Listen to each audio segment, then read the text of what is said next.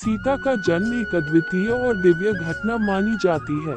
वाल्मीकि रामायण और अन्य पौराणिक कथाओं के अनुसार राजा जनक की कोई संतान नहीं थी। एक दिन जब वे भूमि की उपजाऊ शक्ति को बढ़ाने के लिए हल चला रहे थे, तब धरती में से एक कन्या प्रकट हुई।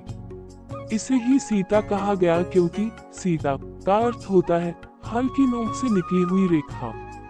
राजा जनक ने उस कन्या को अपनी पुत्री के रूप में स्वीकार कर लिया और उसका पालन पोषण किया। इस तरह से सीता का जन्म सीधी धरती से हुआ माना जाता है और इसीलिए उन्हें भूमि पुत्री या भूमिजक भी कहा जाता है।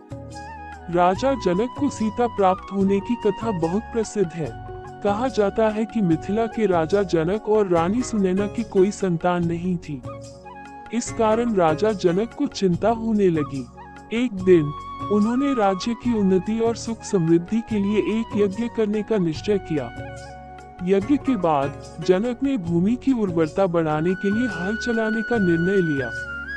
जब वे हल चला रहे थे, तभी हल की नोक एक कठोर वस्तु से टकराई।